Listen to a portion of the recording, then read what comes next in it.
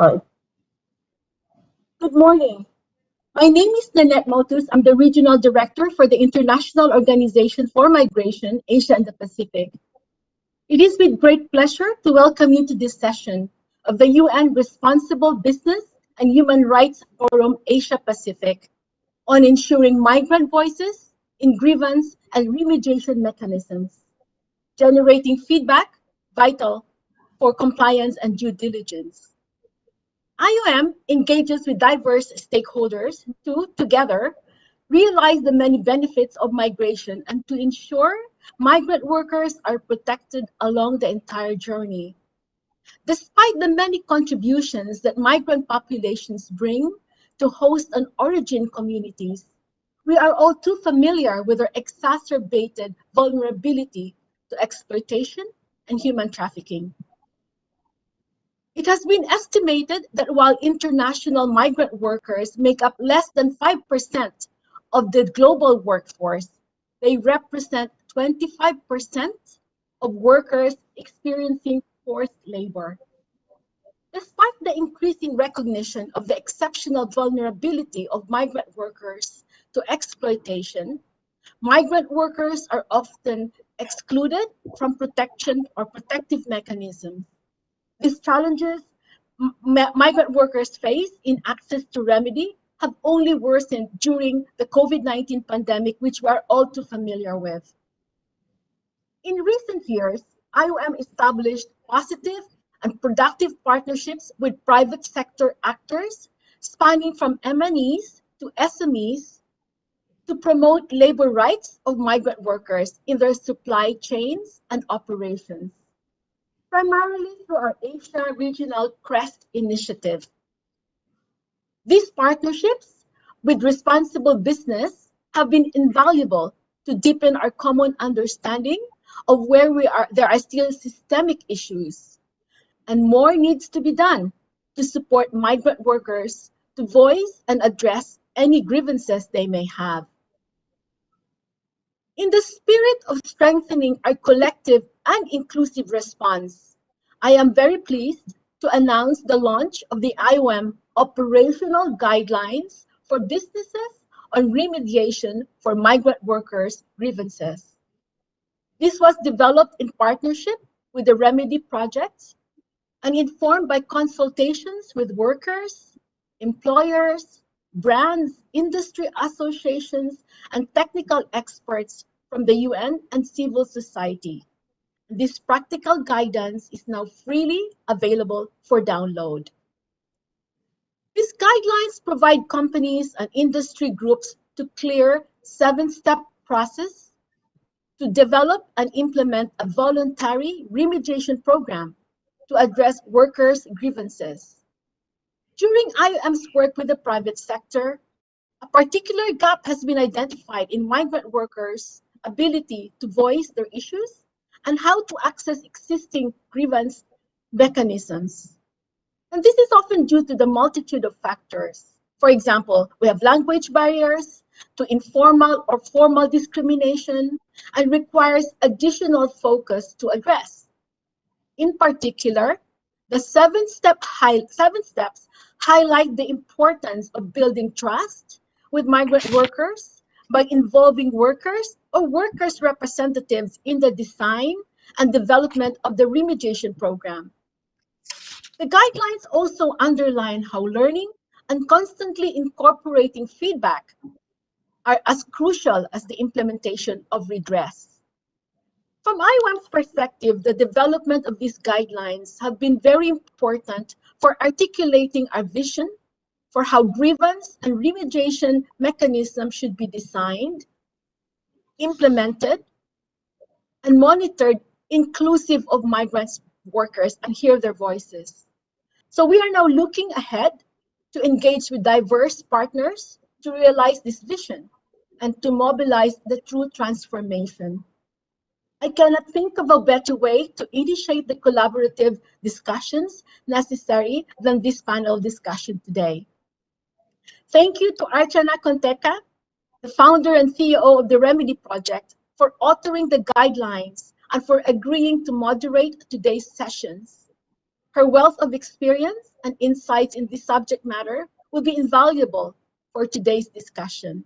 Together with Archana, we are extremely honored to hear migrants' voices through recorded videos and have Shubha Sekhar from Coca-Cola, Andrew Dale from Ropes and Gray, and Pochoy Labog from Know the Chain, and Rosai Wongsuban from Freedom Fund to reflect on their experiences as well as to share their plans and ideas on how we together can truly build back better. Thank you to the speakers and to all of you for joining today. I highly encourage you to take this opportunity to raise questions, share your thoughts, share your challenges to the panelists.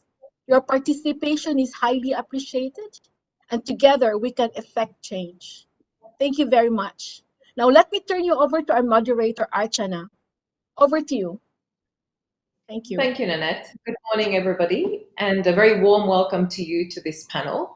My name is Archana, and I'm the CEO and founder of the Remedy Project. It's an extremely proud moment to be here with you all in this capacity and having been an important part of the drafting of the guidelines in partnership, who I'm also extremely grateful to for their experience and sharing. So let me dial back a little bit and let's focus on the importance of remedy in the context of migrant workers in particular. The journey of migration, as we heard, is a journey that is often steeped in debt, in dependency initially on a recruitment broker or labor broker and subsequently on an employer. It is a journey that involves multiple actors, multiple actions, several layers of deception very frequently, and often a poor engagement with actual rights, particularly as one moves from their own country to work in another country. And very often in the country of destination, workers are faced with different forms of exploitation, passport retention, wage deductions, poor access to representation, trade union activity, or collective bargaining. And then you have the onset of a pandemic, which puts so many people out of work, so many people on a limb, and so many people in such a precarious position. It is now more than ever extremely clear that access to remedy is so central and so important in this particular context. Now, when we think about remedy, this shakes up into two key areas: judicial remedies, essentially the purview of the state, in the form of formal legal systems, etc., and rule of law. And then you have non-judicial remedies, very much of the nature that we are talking about through the guidelines, mediation, alternative dispute resolution, operational grievance mechanisms. And I'd like to suggest that there is a third area that is forging its way, and this is remediation by responses to sanctions, such as the CBP sanctions that we have seen of late. Now, when it comes to judicial mechanisms, they come with their hang-ups, either weak rule of law, corruption, difficulties for migrants to access the justice system, to fight the asymmetry of power that exists between corporations and themselves if they were to take a fight to a court of law. Nevertheless, the importance of judicial mechanisms is not taken away in any shape or form by the existence of non-judicial mechanisms. They exist in complementarity to judicial mechanisms, and there must always be a relationship of referral between the two where this is appropriate. And the other point I'd like to make right at the outset, that having non-judicial mechanisms does not take away the importance of trade union activity or collective bargaining. In fact, the existence of trade union activity and the existence of collective bargaining only serves to reinforce the validity and the strength of non-judicial mechanisms. Now, so far, a lot of the grievance and remediation initiatives that exist are actually voluntary in nature. Essentially, these are put in place by companies primarily without much worker feedback. So you see these as site level. You see these as at site level as operational grievance mechanisms. You'll see them at purchaser or buyer level. And then in some cases, you'll see it at industry level as well. Now, recently, the voluntary nature of a lot of these mechanisms is coming under pressure from external forces. I mentioned earlier CBP action. They want to know, how are you going to remediate, or how will you reimburse recruitment fees? What systems you have in place? How do these work? The mandatory human rights due diligence laws that are popping up and that are becoming a reality that will impact supply chains in different parts of the world. The modern slavery disclosure and compliance regimes that are requiring transparency around not just how issues are identified, but also how are they dealt with.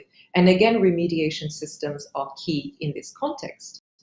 And also, we have a growing body of strategic litigation in this area, where the courts across the world are showing an extreme willingness to go behind the corporate structure and to hold parent companies accountable for the actions of their subsidiaries that may be in separate jurisdictions. Cases of Vedanta, Maran, Nevson are examples of these. And of course, there's a growing interest from investors in environmental, social, and governance issues. And I would suggest that remediation, labor rights, child labor, etc., all form the centerpiece of the S element. Now, in order for workers aggrieved by various elements of exploitation to access remedy, it really requires the existence of dynamic and elastic and responsive systems that really workers can engage with and that they can trust with. On the first day of the opening of this conference, one of the speakers, I believe it may have been Dante, said, "Remedy is the reality check." I couldn't put it more eloquently than this. This is where the rubber hits the road. This is where corporate governance processes, human rights due diligence, a company's values, its commitment to its stakeholders, its considerations around legal, financial, and reputational risks all crystallize in this one system. And if there was ever a really important infrastructure to invest in, to think about, and to really engage with, this would be it. Now, with this, I'd like to very briefly introduce you to my fellow panelists. So we've got Shubha Shekhar, who's the Regional Director for Human Rights at Coca-Cola. Andrew Dale, who is a partner with the US law firm Ropes and Gray, who were very supportive in the drafting and research involved in the guidelines. Pochoy Labog, who is the Southeast Asia researcher and representative of Know the Chain and Business and Human Rights Resource Center. And we have Rosai Wongsuban, who is a program advisor with the Freedom Fund and based in Thailand. So you'll be pleased to hear that this is not a monologue from me, but rather you'll be hearing from other experts in the area. And given that the theme really is around migrant workers and the voices of migrant workers, there is no better way to kick off this discussion with listening to a video and watching a video from a migrant worker, a Bangladeshi migrant worker returned from working in Malaysia. আব্বু একলা ফ্যামিলিটাকে সামলাতে পারতেছে না, তো সিদ্ধান্ত নিল যে আমাকে বিদেশ পাঠিয়ে দিবে। তো লেখাপড়া বন্ধ দিয়ে তো আমাকে মালয়েশিয়া পাঠিয়ে দেওয়া হলো। পৌঁছানোর পর আমি একটা কোম্পানিতে কাজে লাগছি, কয়েক মাস ভালোই বেতন দিত। তো হঠাৎ মাঝখান দিয়ে আমার বেতনটা আটকে দিল, 2-3 মাস যাবত বেতন দিতেছে না। আমি সুপারভাইজারকে জানালাম যে স্যার আমার বেতনটা তো দিতেছে না। তো বলছে দিবে, যদি বেশি কিছু বলি তো আবার বলে সাসপেন্ড করে দিব। তো বাধ্যতা হয়ে এসব সহ্য করে নিয়ে কাজ করে চলতেছি। তো প্রায় দীর্ঘ একটা কোম্পানিতে 6 থেকে 7 বছর কাজ করছি। তো বাড়িতে আসার সময় আপনার সব কিছু ঠিকঠাক মতো দিয়ে দিছে। পরে বাড়ি থেকে যখন আবার রিটার্ন ব্যাক করছি, দেশে গেছি, তো কোম্পানির আপনার কাজ চলে গেছে, কন্ট্রাক্ট চলে গেছে। তো প্রায় আমাদের প্রথম মাস বলছে যে দ্বিতীয় মাসের প্রতি মাসের 10 তারিখে বেতন দেয়। তো বলছে দ্বিতীয় মাসের 10 তারিখে 20 তারিখে দিয়ে দিব।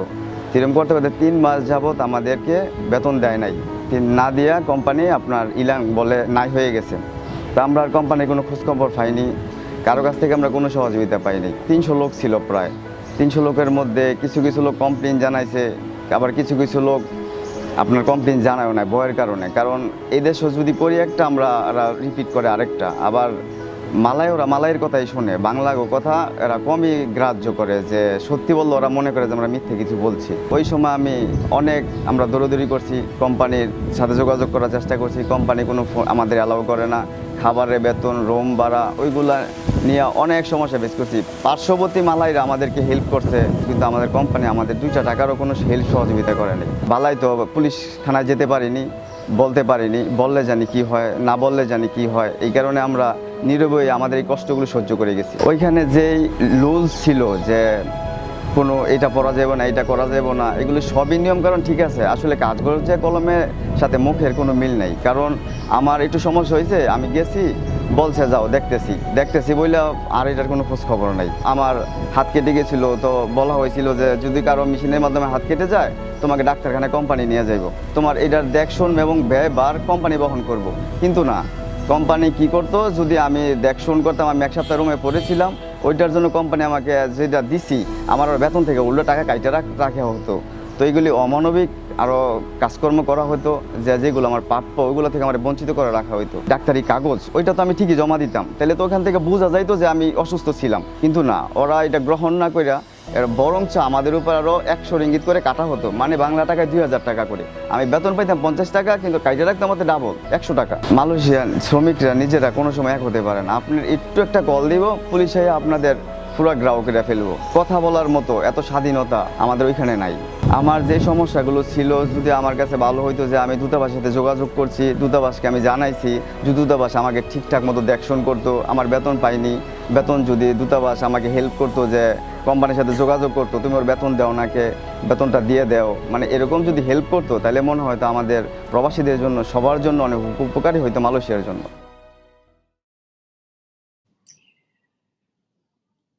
This video I have now watched for the second or the third time in the last few days, and I must say that every time I listen to it, there is a new layer of desperation that comes through, of individuals seeking redress and individuals seeking an assertion of their rights and an enforcement of their rights. Some of the key themes picked up here, aside from the appalling treatment of these workers in particular, was the statement around there were rules on paper only, and these were not followed through. The lack of accountability, the lack of process, the lack of clarity, and the retaliation against the workers and the penalties that the workers experience for seeking to engage with some kind of process with the company. So, Rosa, if I can turn to you for the first question. Freedom Fund has been supporting the work of a number of grassroots NGOs in Thailand, and I know in particular the work of MWRN.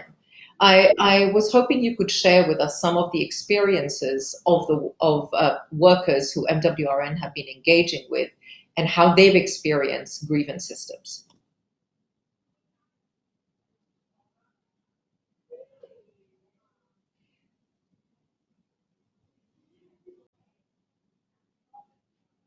Roysai, we can't hear you. Okay, sorry everyone. It's a bit early for me. I need more coffee. Have it? Okay, so basically, let me give some context about our partners who are trying to address the problem of ethical recruitment in seafood supply chain in Thailand. Our partner is named Migrant Worker Right Network. I will use acronym as MWRN. Who is MWRN? Why they are key critical partner agency to work with the Thai Union, which is the largest tuna production in Thailand. So Migrant Worker Right Network is basically established by the group of migrant workers who have been work in the central of Thailand and now expand to cover southern and central of Thailand, who have been work in Thailand as a migrant workers, and one day they stand up and want to advocate for the better migrant worker rights here. So Migrant Worker Right Network, MWRN, actually work with the Thai Union to set out the program that we call Ethical Recruitment Policy. The idea of program is to reduce the amount of the cost that workers have to pay during the recruitment.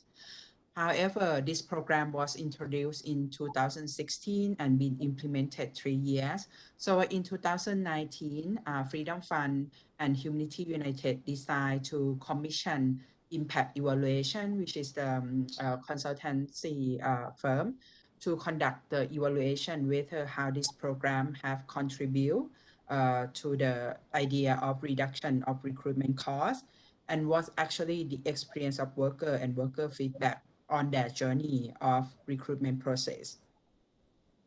We are glad to learn that even though this model may not be zero cost for the worker, however, the worker report to the independent consultant that they can reduce the recruitment cost and fee 3 to 4 times comparing in the past, as well as Thai Union also report on the success of this program that first, worker feel more safer and also recommend to their peer that Thai Union is a good company and they don't have to pay much recruitment fee from other job. There is a reduce of labor turnover and there are increasing number of job applications. Also, recruitment agency become more professional and recognized. You may wonder why ethical recruitment fee is linked with the grievance mechanism at the workplace. I will explain later what MWIN as a migrant membership-based civil organization in Thailand can act as a third party and introduce the idea of worker-centric NGO to monitor the implementation of ethical recruitment policy. So what for MWIN did with the Thai Union? So basically MWIN act as a third party in the ethical recruitment process, and they have been working with Thai Union to adjust the recruitment policy and be operationalized, talking with the worker since the day that they sign agreement, introduce very open and I would say like trust between company and the workers on what worker can expect from the ethical recruitment. They have accompanied worker from pre-departure from Myanmar until they have job interview with Thai Union and the day that they sign contract, as well as when worker arrive Thailand, MWIN will introduce themselves and also talk to the worker. They actually don't talk about what is the ethical recruitment policy. They actually talk to the worker on what's your life in Thailand, how you settle down here, how you open the bank account, how you go to the market, how to get a better life in Thailand. And I think this is the key. MWIN can build trust the worker. Worker do not see MWIN as a employer, outsourcing company or entity. They perceive MWRN as a trust someone who they can go to for any question, not just the question about human resource policy, personnel policy.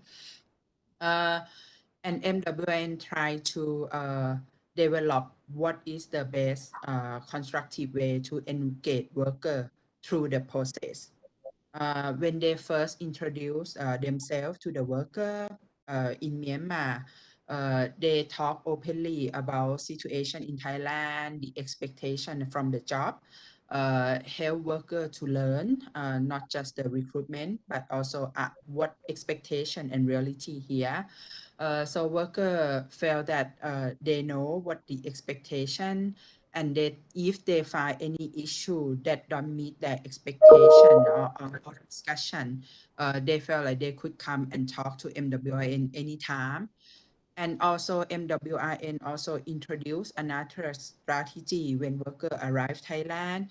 We call individual worker interview. We ensure that worker have safe space with staff of MWRN and they can talk openly about any issues.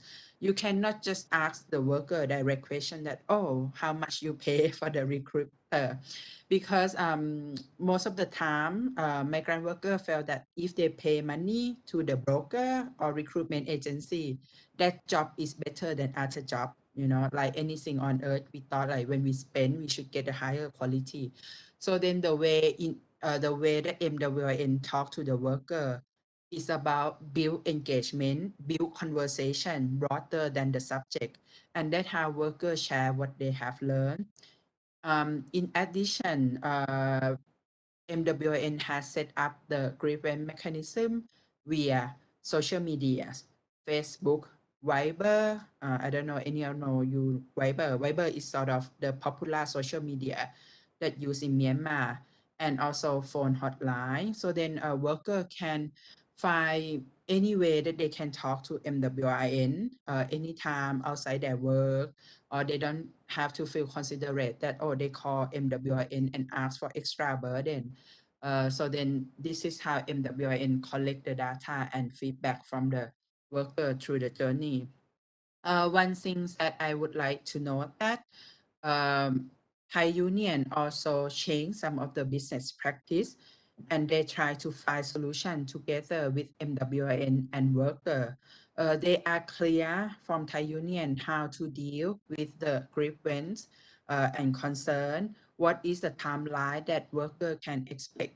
For example, if MWIN or worker identify the issue inside Myanmar, Thai Union will try to find the answer within 1 to 3 days, while MWN is more expert in investigate on the problem. However, Thai Union build the confidence that the issue will be addressed, and MWRN will be witness how the issue have been addressed in transparency, and what is the evidence that MWN collect or maybe worker collect, and that can be shared with the worker. However, I would like to note like this is only one. Can I stop you there? Okay. I just have a very quick question, and I want to move the discussion on, and we'll come back to you.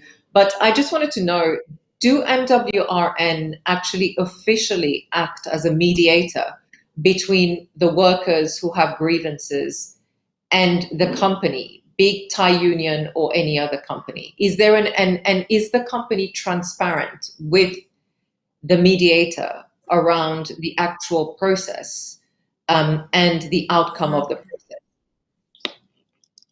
Yes, I would not say that MWI is mediator. We want to maintain some of the neutral position here, right? Because we don't want to be perceived. MWM to be perceived that we are the one who address the issue. But MWN would say accompany the process of decision making, and they also face the challenge. For example, in the ethical recruitment process, it's hard to find receipt on how much workers have to pay for certain costs.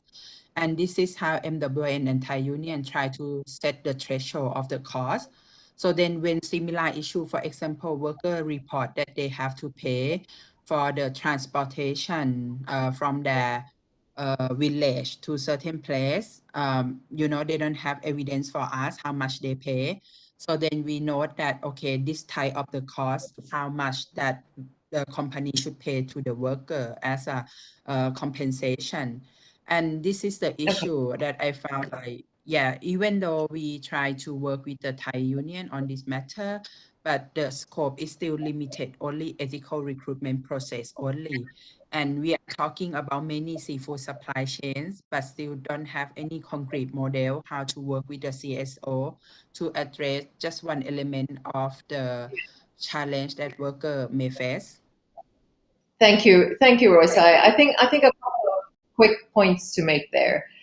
One is that the job of a mediator is not to take sides. The job of a mediator is actually to elicit both parts of the account in order to be able for both parties to hear each other and to arrive at a solution. And mediation actually forms the heart and the center of many grievance mechanisms. And it has to be led by an independent party, for sure. And the second point was really this about the issue of trust. And it's very interesting that it's a worker-led and model, and particularly a worker-centric NGO, because I think very often the role of NGO in this area is not fully recognized and understood or appreciated and leveraged. So I think that's really interesting. And of course, around the world, there are some really interesting models around worker-led initiatives, such as the Fair Foods Council in the US, which is run by the Coalition of Immokalee Workers, etc. So just moving on, I mean, Pochoy, could you perhaps share with us a little bit the observations of the latest apparel benchmark of Know the Chain? And in particular, what did you learn about remediation across some of the key players in the private sector? Thank you, Archana, and thanks to the organizers for this opportunity to share our latest report, the 2021 benchmark, Know the Chain benchmark on apparel and footwear. So just to quickly set the context, what we found in the context of remediation as revealed by the latest benchmark, majority of companies in the benchmark, that's 76% of 37 companies that we benchmarked, disclose that grievance mechanisms are available to their suppliers' workers. But there's really a gap between policy and commitments and practice, because with this 76%, this includes mechanisms, of course, provided by companies, by suppliers, or by third parties, such as industry initiatives. However, only 51% of the companies disclose how the mechanisms are communicated to workers, such as through worker training or displaying the mechanism details in their supplier's factory and in their languages. So that's a detail that is unfortunate. And more than half of the companies that reported grievance mechanisms failed to demonstrate even a single case of a worker in their supply chains ever having used the mechanisms. So that's also not very good. And only 35% of the companies disclose data showing that the workers in their supply chains have used the mechanism. So again, we see here that there's really a gap between the policy and what's actually happening. And what's important, and we also indicate this in the report, that the keys to a successful grievance mechanism, and I think MWRN set a good example here, is of course, that trust, that established with the worker and the company or any third party, and this includes, of course, having them play a central role in the design and implementation of the grievance mechanism. So, and also ensuring that this grievance mechanism is available to the workers, not only in the first tier, but also in the tiers below the supply chain. And also there has to be evidence that it's being used and it is satisfactory to the workers. And so let me share with you some best practices that companies have set up mechanisms also, specifically for migrant workers.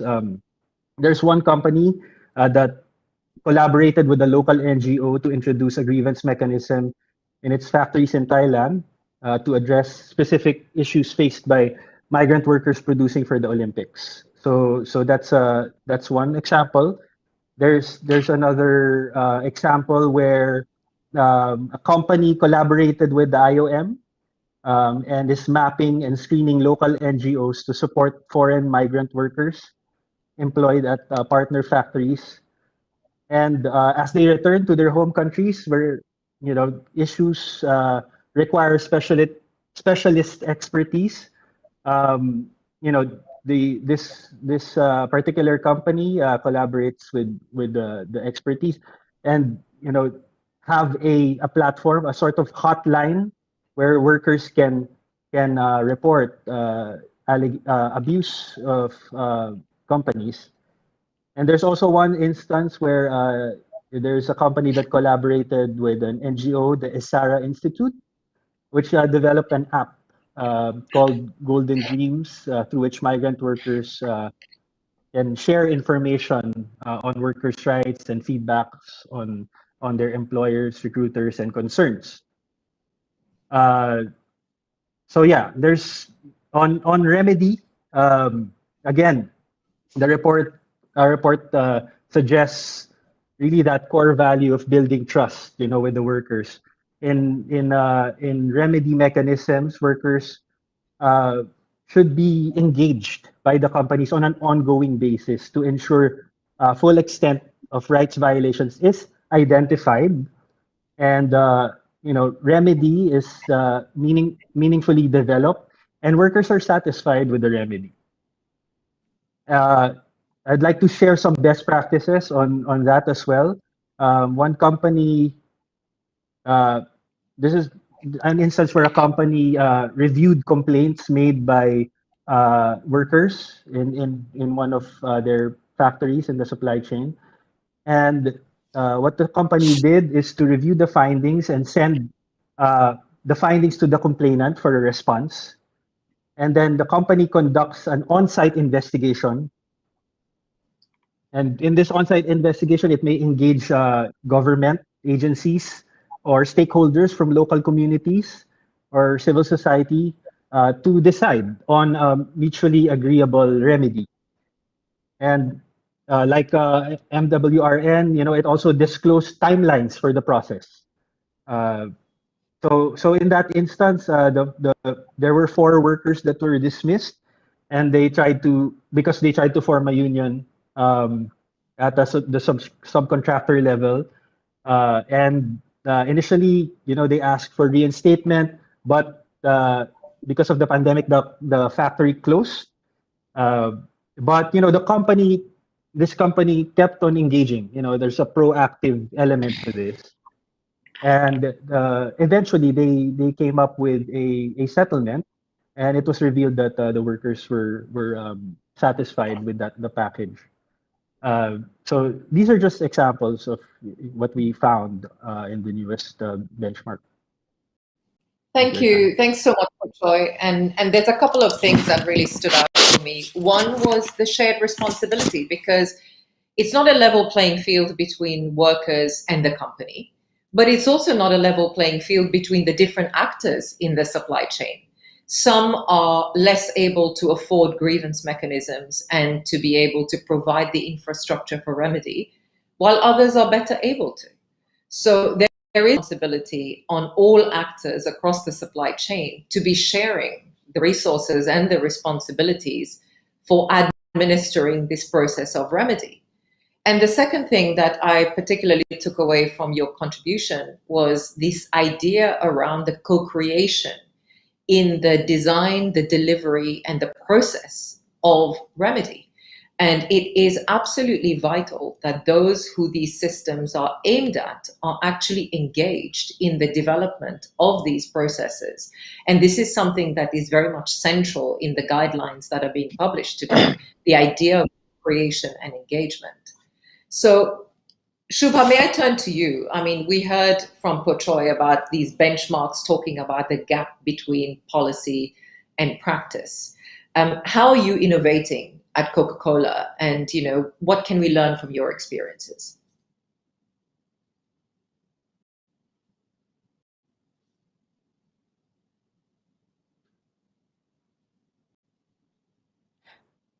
Yeah, sorry, there was a little bit of an issue at my end. So I just want to kind of little bit go over, the experience in terms of what are the benefits, what are the challenges, right? Only then one can get a full understanding. So first is that, it is from a benefit point of view, it is extremely important because for business, because it kind of provides an early warning system. It's one of the important tools in the human rights due diligence toolkit, right? So, however, as has been spoken, it can be effective if the users, including the vulnerable, are know of the existence, are able to use it, and have trust in it. However, this is challenging. It is fraught with complexities, and I'd like to highlight a couple of areas to show the complexity and the challenges involved, especially when one goes into deeper supply chain or talks of foreign migrant workers. So question is, how does one align the grievance mechanisms with the broader human rights due diligence process? How do we help our supply chain constituents to design it and maintain the grievance mechanisms given the breadth and complexity of the supply chain? And third is, how do we really track the effectiveness of the operation level grievance channels in the foreign migrant worker kind of a scenario, or in agriculture, as I mentioned? So a foundational step to try and address this challenge is for, first of all, the business to know its supply chain, know the beneficiaries, identify the needs and challenges by conducting human rights due diligence. So grievance mechanisms and the whole remediation framework is closely interlinked to the human rights due diligence. It's not a standalone process, because at the end, it's the remedy which is critical. So if we kind of just talk about the foreign migrant workers in modern slavery, it's not something which is within the four walls of a factory. It goes much beyond the workplace, much beyond the country, and it starts, like we heard the video, where it starts in the villages in the country of origin, and there's a network of agents. So to address this complexity, we've been trying to test certain models, and I'd like to give an example from a pilot that we are doing in the Gulf, which is a technology-led due diligence platform called Lumen, with our technology partner Diginex, and there are others. It's a multi-stakeholder partnership to conduct due diligence in the foreign migrant worker recruitment supply chain, covering Taiwan and below, the labor providers and the recruitment agencies. Now, Lumen will have a worker voice platform in 17 languages to get their feedback on issues, designed to make it accessible for all literacy levels. And interesting part about this is that we also have NGO, the Mekong Club, which has done a lot of good work, and so we'll be taking inputs from all the stakeholders, who are part of the platform, to develop and build this. So once we identify the potential issues, that is where we can prioritize, our efforts in terms of in-person visits, or whether it's capability building, whether it's other kinds of remedies that are required. Now, the UNGPs also expect businesses to broadly track the effectiveness of mechanisms, to know if they're working, and to ensure that they promote continuous learning. And in complex areas as modern slavery, there are a number of moving parts. It's not a homogeneous population. There could be different migration patterns or different needs, and therefore it's an iterative process. So we expect that, we hope to pilot, we learn from it, we take the feedback and improve. So that's the way we really want to move forward in this. Thank you, Shubha, and very interesting to hear about the use of technology, and of course partners such as Diginex, and partnerships with NGOs across the region in order to help to build these platforms. And I guess the due diligence is so important, and that's why remediation systems really have to be responsive and dynamic enough, so that when an early warning signal is raised, that there is a response immediately. It's been very interesting to see some of the larger companies come out with a pandemic preparedness response, and it seems to me that a very attitude should be taken towards remediation generally. You should have a preparedness policy to deal with issues that come up, because as you say, this is a complex business where issues arise at different stages and in different shapes and forms. Andy, I think one of the burning questions I have for you is that there is a perception that worker interests are not necessarily aligned with the company's interests, and then that the shareholders' interests may not be in accordance with the workers' interests. And therefore, you have a splitting of the camps where different people are perceived to have different interests. Within a holistic remediation system, we have to somehow reconcile all of these interests. How can we think about that? And I was interested to hear about your experience as a corporate lawyer handling a lot of these due diligence type queries from corporates. Thanks, Archana. So I think there are a number of different levels, and I think some of the issues that have been repeatedly mentioned during today's panel are act in respect of this. I think one danger throughout this entire process is the assumptions made by different stakeholders of other stakeholders and how that interacts in the other process.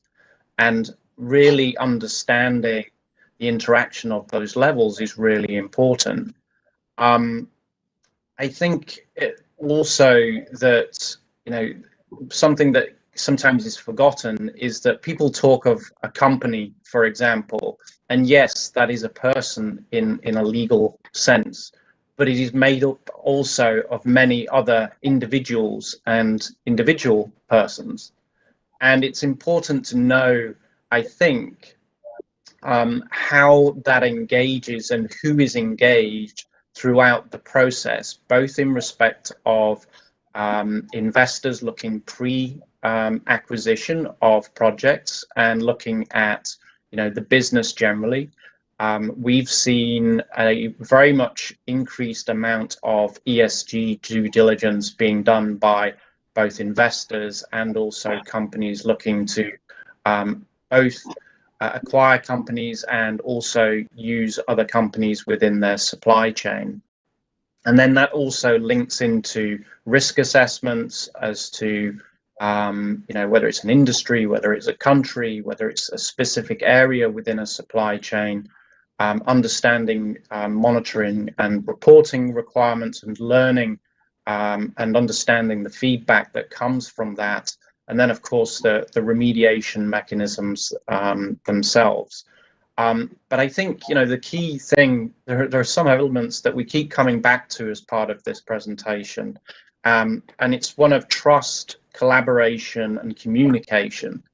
And that is just as important at any level of any stakeholder as part of this process. But it is important that from a corporate perspective, there is a culture that wants to do the right thing, and it's individuals and management that operate the company message that throughout the company, so that from the top of management through to every level of worker, including migrant workers, there is an understanding of what the culture is about and how issues are being reported and adopted. But there are now multifaceted ways of entities who are investing or operating to understand better their own businesses.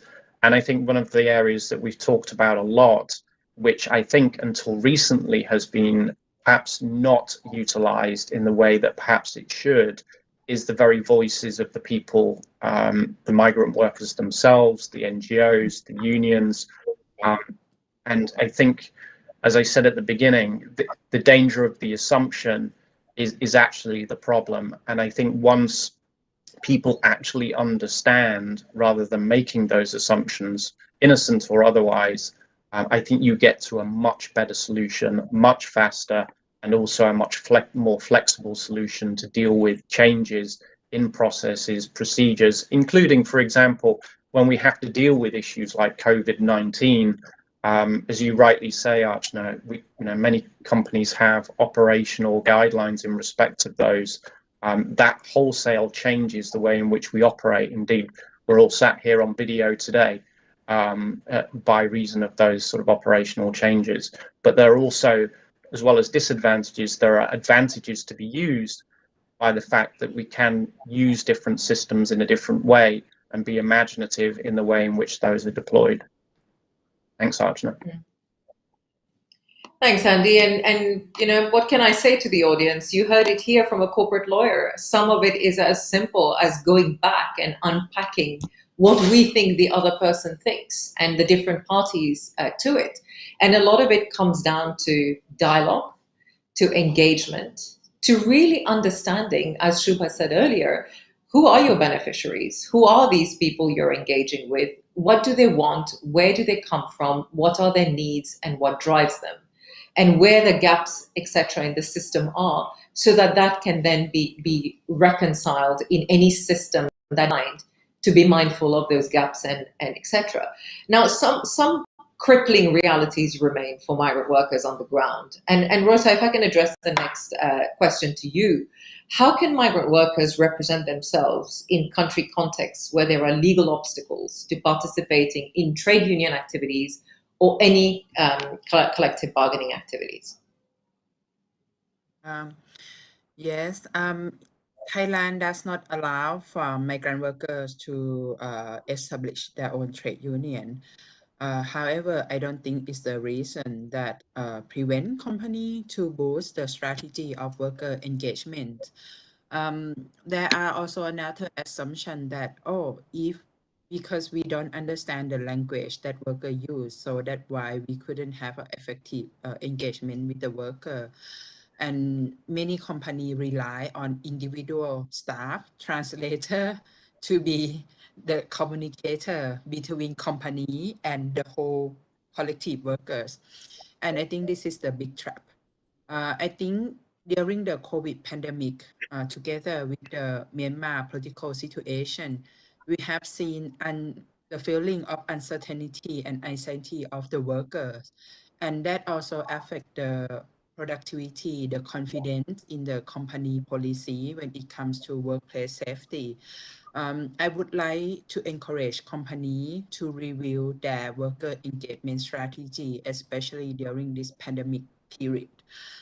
Don't rely on the assumption of the language, the technology, and accessibility.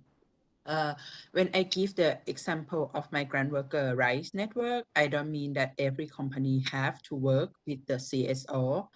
CSO are here to be the bridge, but we are not going to be the outsourcing responsibility of anyone.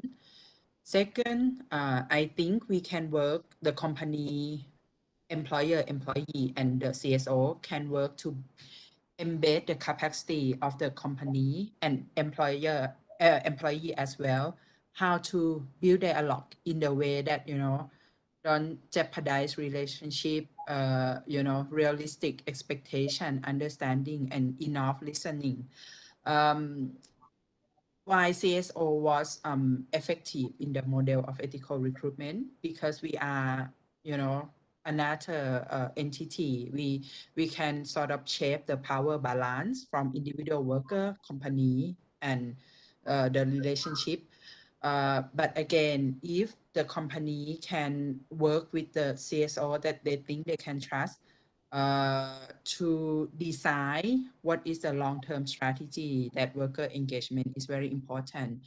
And I would say, like, also if you can introduce the I would say impact evaluation or the system to monitor the watchdog or the safeguard that you try introduce, that's also the key to measure the progress in the long term.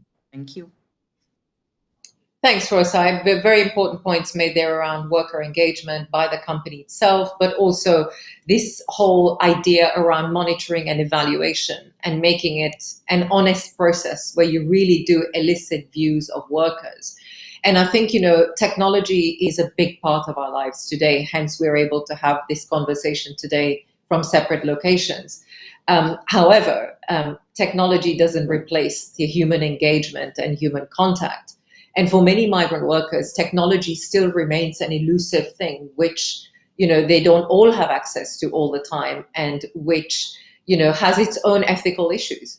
So while I suggest that technology is a very important part of where we go next, this must be hedged and complemented with other approaches which involve engaging, collaborating, and building the trust, which actually technology may not help you get to in a way that human contact will help you get to. So, of course, it's not an easy task given the complexity of supply chains, etc. But nevertheless, we managed to do business across jurisdictions. We should be able to manage to communicate across jurisdictions, particularly when it's such an important part of worker welfare.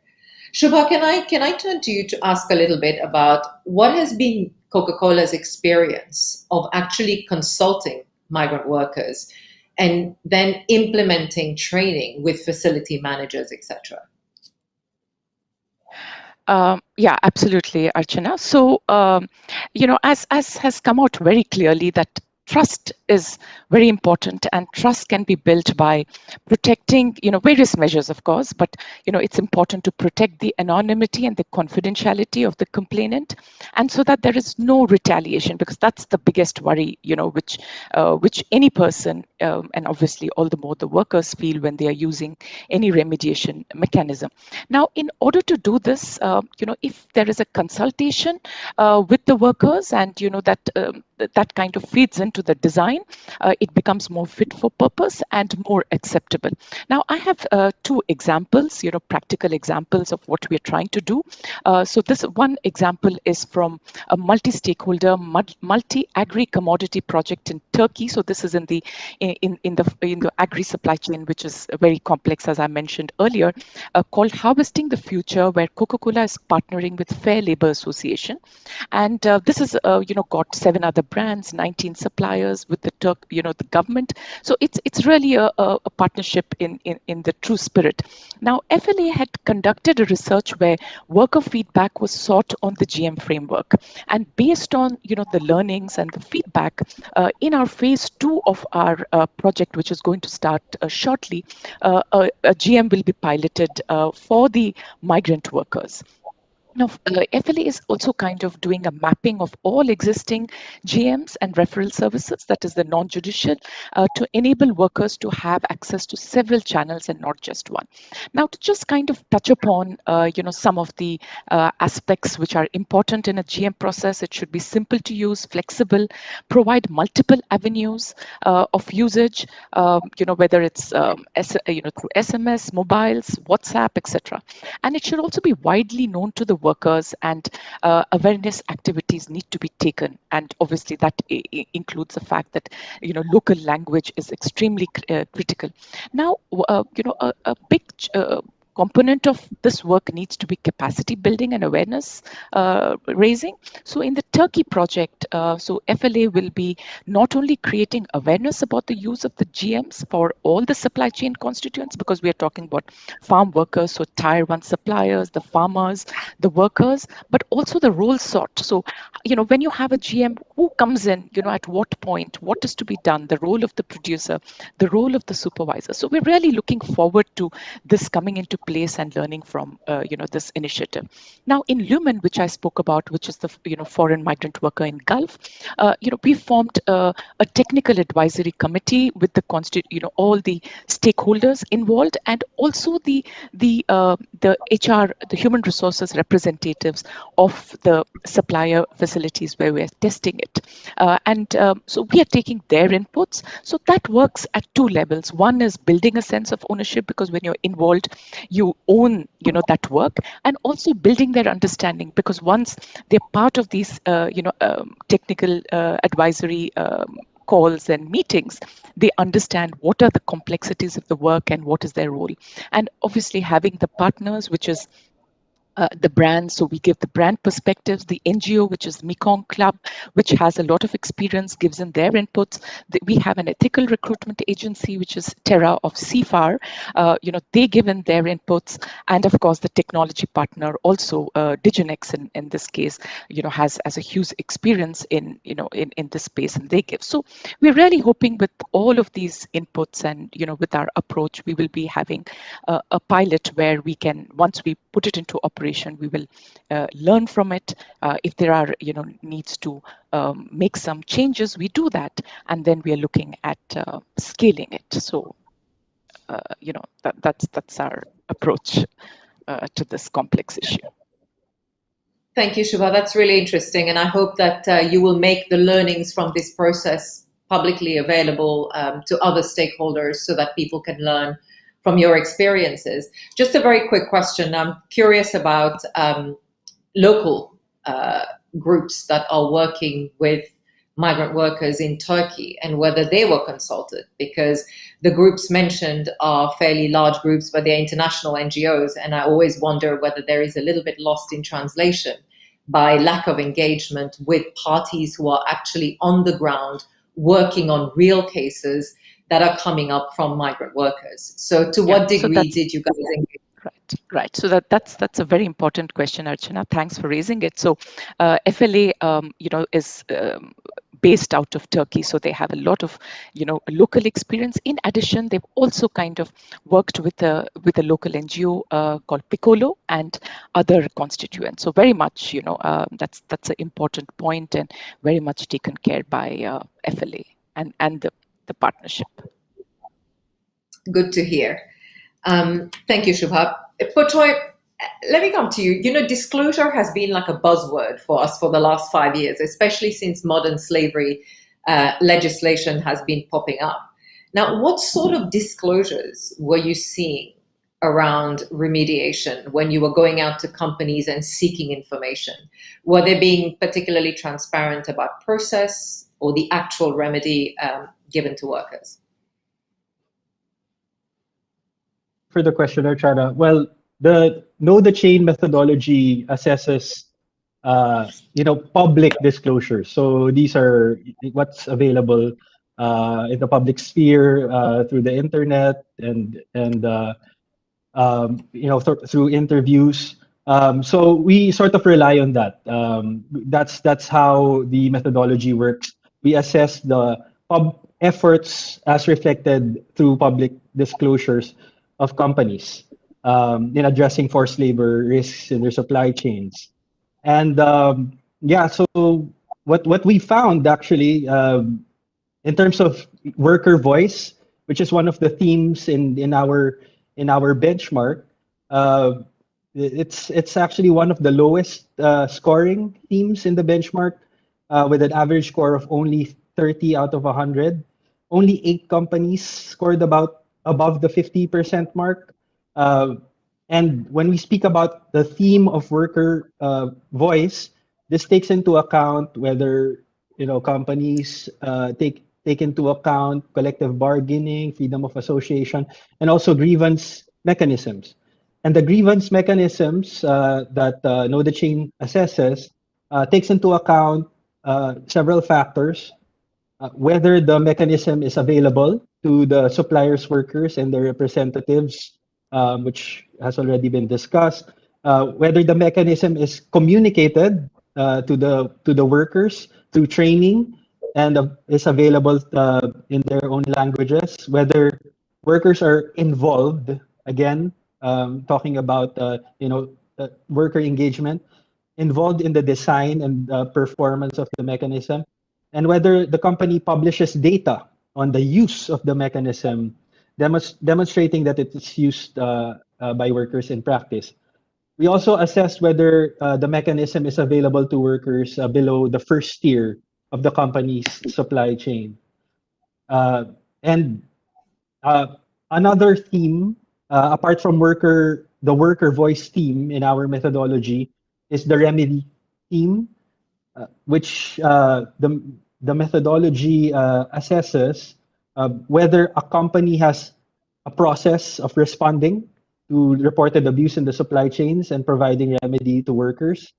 It also asks for multiple examples of outcomes, remedy outcomes of workers. For example, compensating workers for unpaid wages, repayment of recruitment fees. And the last component of this is whether companies are responded to allegations of forced labor in their supply chains, where such allegations were identified in the public domain, including whether they engage when allegations are reported, whether they do actually engage affected workers, whether they disclose remedy outcomes for the workers, and whether the workers are satisfied with the remedies provided. And unfortunately, the public disclosures in worker voice that these companies scored very low, and also the remedy theme, companies just scored 40 out of 100 in that theme. Thank you, Pochoy. I think that's a very illuminating picture of areas for development and growth, particularly around the design of these processes, how the outcomes of a process are monitored and evaluated, and even enforced to a degree, because where a company says it has done certain things, to what extent is that being verified and shored up in a sense? Because you don't always get to engage with workers and to hear from their perspective, was the remedy suitable given the harm that had occurred? And I think one of the things that I've seen a lot of has been that recruitment fees reimbursement has become the face of remedy. And actually, the process is a lot more complex and it's a lot bigger than just recruitment fees. That's a part of it, but the ecosystem of exploitation is so much more varied, and there are so many other issues that really come under the umbrella of remedy itself. I think the methodology and the elements that you look at are extremely comprehensive and actually very interesting to use as pointers to think through what degree of activity is happening and where the exact gaps are and where the opportunities for building on those are as well. Andy, if I can turn to you for the final question before I open it up for Q&A. How it feels to me that very often companies are able to talk about processes that they're putting in place, but not so much the impact of it, not so much the effect of it, and not so much of what it has achieved. And, when you package this up with a fantastic comms team, it appears that much is being done, but yet we heard there is a big gap between what is being said and what is being practiced, although we are now seeing emerging pockets of good practice and best practice. How do we move from paper compliance, from looking good on paper, to actually real compliance? And what do you see as opportunities? I mean, when we were drafting the guidelines, one of the exciting things for me was, how do we take learnings from the remediation process and fold it back into the corporate governance process so that we fix the things that are underlyingly and fundamentally wrong in the system to move towards a better ecosystem of work? I mean, it's a great point. I think what it comes back to, what is not measured cannot be improved. And if you don't have the data and the information in the first place, you can't then take the steps to improve matters, whether at the worker level, the corporate level, or anywhere within the supply chain.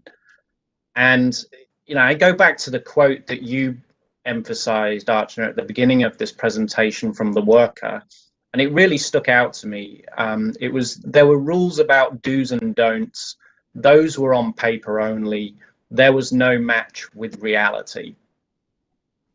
When you think about that statement, that could be said by anybody in that stakeholder framework. It could be even a regulator saying that of a company when looking at compliance and provisions of some companies who are not meeting their obligations, whether it be in ESG compliance or even any other form of compliance. And I think there are sort of two components, and I think linking into, the findings that Puchoy was talking about. I think recently with the modern slavery legislation, there was perhaps a rush to be seen to be doing something, to make sure that they were able to make a statement on websites in compliance with the various legislation, be it US, Australian, UK, or wherever. I think the opportunity now is to move from just talking the talk and, listening to Shubha in terms of Coca-Cola, walking the walk and taking those next steps and actually understanding what is happening within a supply chain framework and using that feedback loop at multiple stages of the process, and including the remediation arising from whether it's reports or investigations from workers, and really making sure that those matters actually are considered and then flow through the process and improve the process. Again, coming back to that point raised on the video, that compliance isn't just about paper compliance anymore. Regulators do not allow that anymore. They expect companies, particularly those with heavy resource abilities, to be able to obtain data, understand data, and deploy that data to benefit the implementation of that compliance system, which can ultimately benefit all levels of stakeholder involvement, including migrant workers. Archana. Thank you, Andy. And I think that's a really good segue into our Q&A. We have 20 minutes left, and I'd really like to take some questions. So our audience has been sending questions in, and I'm picking the questions that I've had the most votes for.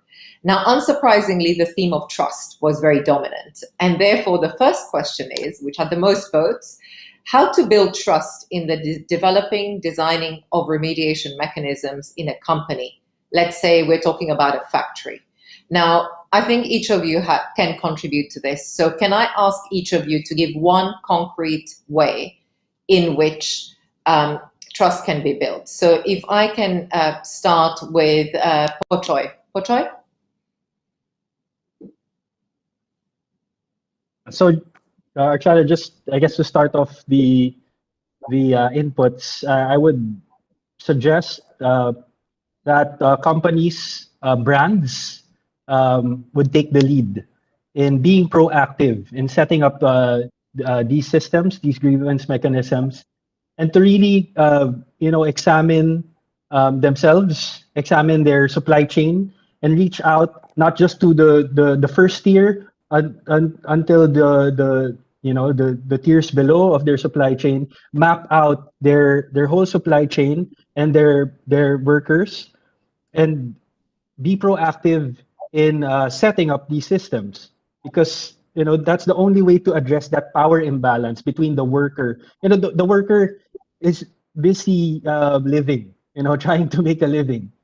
And unfortunately, there's just immense pressure on the part of workers, and so I think the companies have to take a lead on this one. If governments, local legislation with the complications of international law are not available. Okay, thank you. So we hear proactive engagement with and understanding beneficiary groups and different actors. Shubha, can I come to you next for a brief response on this? So I'd say the 3 C's, which is confidentiality, that is very critical for building trust. Secondly is communicate. So keep, it has to be a constant factor, not that, only you do it when you set up the grievance, but constantly telling them what is the mechanism that you put in place, how to use it, that there will be no reprisal, that it is confidential. And third is capacity building. So, keep, again, work with internal constituents, supply chain constituents to explain the importance of this framework and how exactly it has been built. Fantastic. Andy? I think many of these themes have already been covered, but I think one important aspect of all of this is, maybe borrowing another C, is context, and understanding the environment in which you are deploying, from a corporate perspective, your remediation program, and really using the 3 C's just mentioned by Shubha, to understand that necessarily one size fits all in a situation. Culture obviously is very different amongst different jurisdictions, and not coming back to, again, the assumptions that what works in one place will work in another. And that probably also goes down in how you build that trust. And I think, again, in understanding your context, I think would be helpful, so that missteps aren't made, which then take away from that trust and you're having to rebuild again. Thank you. Roysai, just a brief response, please. I think it's the high level commitment of the company For the model that I was briefly talking, the CEO acknowledged that and also engaged the senior level of each unit that involved with that particular policy, try to identify problem and solution together. And without high level commitment, I don't think this could be achievable. You can have 10 or 100 of individual workers who buy in the idea, but if one person who has higher power than other disagree or just say a few words, the whole initiative will be collapsed. So this is important point for me. Thank you. Thank you all. Now, the second question, which gets my vote actually, so I'm adding a vote to that, is how can we encourage further investment in functioning grievance mechanisms that are trusted by workers? I think this speaks to a lot of themes. For example, the shared responsibility across the supply chain, the need for the deeper pocketed actors, the larger actors, to take a bit more ownership and responsibility for spreading the love across the supply chain in terms of identifying, managing, and creating these remediation systems that are accessible across. To just hazard an answer, abusing of my powers as a moderator, I'd like to suggest that the growing legal pressure brought by the modern slavery compliance and the due diligence should convince companies to invest more in this particular area and in risk identification, management, and mitigation. I think the second element is investors are starting to shy away from sectors and companies that are not respectful of human rights. This is another reason to really invest in these processes and in these, the actors who make these processes possible. And this could also be local actors on the ground, NGOs, and support for their work and the role that they play as well. But I'd like to ask Shubha, what are your thoughts on this particular question?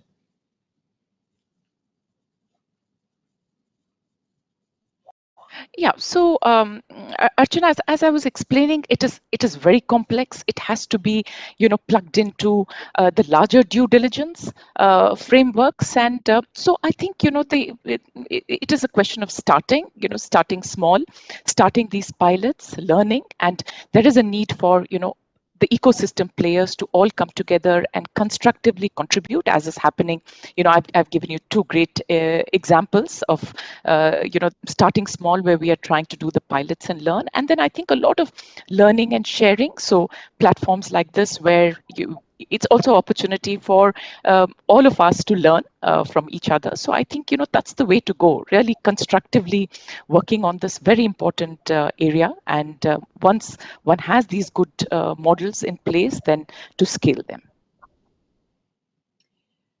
Thank you. And Andy, just a quick response from you. I mean, being the advisor that corporates would often go to, what can you say? Give me your elevator pitch on how we persuade them to actually invest more in these systems. You gave many of the reasons for that, particularly investor engagement, stakeholder engagement, the expectations that companies should be ethical, both in where they're investing and how they are operating. But I think one of the things that perhaps also we should think about is companies, where possible and where appropriate, is celebrate successes, and whether they be small or large, so that those can be seen by others and those examples taken and applied elsewhere, similar to this part of discussion today. But I think the two pressure points, the sort of sticks that are coming for companies and are already here, are through the shareholders and also more often than not now regulators, who are expecting to see more ethical conduct in this area. And quite frankly, where you have labor issues, trafficking issues, often there are other compliance issues alongside, bribery and corruption, for example. And therefore, if you're dealing with these issues head on, you may also be assisting yourself elsewhere within your compliance function, and therefore, avoiding problems which are, in addition to the social issues that you're trying to aim at in respect of workers' rights. Yeah, I think the bribery and corruption angles are really important, especially where companies are regulated and listed as well. Now, the next question I'd like to address to Roysai and to Pochoy, please. So in the opening statement, the migrant worker mentioned that they were not allowed to collectively represent their issues in the factory in Malaysia. Can there be a functioning grievance mechanism without collective bargaining? Roysai? I don't think so. You can have some action, but it doesn't going to be sustainable. There will be emerging issue, another challenge, another brainstorming to tackle one shot off. And to me, what I witnessed, if you like, Thailand is facing the third wave pandemic, and we have a lot of COVID cluster at the workplace. And now dealing with the virus is horrible already. And we also are now dealing with the case of worker uprising, addressing some of the restriction due to disease control. And this is unforeseeable in the past few years. But because the company did not prepare themselves to tackle this issue for the long term, I would like to encourage all the companies to see this issue as a longer problem, systematic problem that require how to think through and also institutionalize their capacity. The second one, I'm also would like to pass the question to the buyers as well. Because for Thailand, we are producing countries and we have faced a lot of transformation recently. We don't see any change of purchasing practices to give more incentive to suppliers who are trying to do a better job. And we only put pressure to small tier suppliers, but we don't ask the question how the other big power holder like buyer can do more here. And I also thinking this need to come together, not just only put the burden to the supplier trying to set up the collective bargaining without any additional support. That's my thought. Thank you, Roysai. Pochoy? To add to that, Chana, so part of our benchmark is I mentioned the worker voice team. So we have 7 teams in the benchmark. So in part of worker voice is grievance mechanisms, but also tied to that is collective bargaining. So I agree with Rosai that it will be very hard to have effective grievance mechanism without collective bargaining, because collective bargaining is that platform or that openness that a company can show that it is willing to engage with its workers or workers along its supply chain. So Thank you, Pochoy. yeah, it would for I think that really highlights again the dynamic relationship between judicial and non-judicial mechanisms and state responsibility around the legal framework that actually enables individuals to exercise their rights and to access their rights as well. Because where you see trade union penetration amongst migrant worker populations is very low, generally due to these restrictions, that does severely impact migrant workers' ability to represent themselves, to articulate themselves, and to express and access their rights. The question is for Andy. What are the legal requirements under the various modern slavery laws for remediation, and how are those reported on and monitored? The Australian modern slavery company statements still come in at a high level. It is hard to know what is actually going on. I think that I don't think the legislation gets down to the specific level of remediation. and therefore that's something that has to be dealt with at the stakeholder level. But I think that the important point that you come back to is, if you don't undertake the remediation mechanism in the broad terms in which we've discussed it, then you cannot make improvements, and you will be held to account to your disclosure statements, for example, under the various legislation. And if you are not meeting those data points, then you will have, at the very least, potentially reputational issues in the sort of the media, and particularly given the prevalence of social media and sort of social media activism, that may well actually be possibly the stronger element here, at least outside of sort of legal redress, because the remediation mechanism itself is not an express component of that legislation. But perhaps as things move on, that should be part of a discussion, possibly with legislators as they're thinking about the next stage and next level of this legislation. And it's precisely this sort of dearth of remediation sort of visibility in legal frameworks that has led organizations filing petitions with bodies like the CBP in order to prompt and elicit a response, which is a sanctions-driven response more than anything else, but nevertheless has led to some results and outcomes on the ground for beneficiary groups. And of course, when we think about remedy, the remedy comes down under the classic clusters of criminal law and civil law. And it is only in certain regimes, in certain jurisdictions, for example, in France and in the United States, UK, where there is a clear linkage between the modern slavery sort of framework and access to remedy for harm done under those different umbrellas. But when it comes to disclosure, again, it is very high level. In many cases, the law actually asks very little of companies, and that needs to really develop with a lot more teeth and consequences for non-compliance, actually. And I think we're at 11:27, and I'm just having a quick flick through to see if there's any very, very quick question that can be answered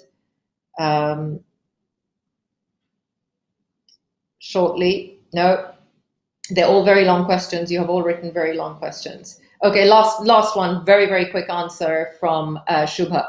Important observation that there are persistent gaps between company policies and practice. What are examples of how companies can address these discrepancies internally? Just a very brief response. I think we've lost Shubha already. Okay, well, I think it was not meant to be, so I will take the opportunity to do a quick wrap up here. This is a topic that is very close to a lot of our hearts, and I think it is very clear from the discussions that have been had that there are a number of asymmetries of power that exist within the context of migrant workers and the ecosystems of work. These exacerbate the vulnerabilities that are inherent in the process of migration and in the process of actually being a migrant worker in a foreign jurisdiction. I think the onslaught of the pandemic has really exacerbated also the socioeconomic disparities between different groups of workers, etc. So migrant workers are a key stakeholder, and it is ultimately in the company's best interests to be mindful of the need to respect, protect, and remedy workers using mechanisms that they co-create with the workers and that are respectful of their rights and of engagement. Again, this is underscored by the element of trust that came out so strongly. We heard about pockets of best practice, about some work being done by Coca-Cola, examples given by Potroy and by Rosai of companies who are putting in place various elements. Now, I think the ESG points made by Andy also very clearly suggest that there is enough research now to show that companies that are mindful of ESG are actually companies that outperform long-term compared to their peers who are not mindful of ESG. So Unfortunately, whilst the benefits of respecting migrant worker rights are very tangible and real, the consequences of not doing so appear to be less so. The accountability that needs to happen, the transparency that needs to be shown and demonstrated at private sector level is still lacking, despite the fact that human rights has been identified as a salient issue in the world of business. There are so many legal, financial, and reputational considerations that are tied in there, but that yet don't seem to provide the trigger or the push in order for more action to take place. You will forgive me for the impatient tone in my note, but it's just that, for many workers, today is already too late. Tomorrow will be too late for many others. And it is really important that remediation mechanisms are really seen as a way to bring together improved corporate governance, enhanced human rights due diligence, an early warning signal where these problems are spotted and addressed. But more importantly, we produce the guidelines as an umbrella, as a place where companies could go, other groups, stakeholder groups could go and reference different ways in which migrant workers' voices could advance through the system of remediation, design, creation, management, and delivery. So I'd like to end where we started with the launch of the guidelines and just, the offering that we're all trying to move the needle in whichever way we can. The guidelines are yet another effort and attempt to provide, some ideas, some thoughts and options for different size companies, different actors who can come together and really think about ways in which migrant workers can really be recognized as the stakeholders and beneficiaries who they really are. So thank you so much for being such an attentive audience. Thank you for all your questions.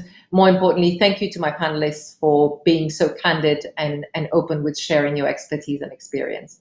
Thank you so much. Enjoy the rest of the conference.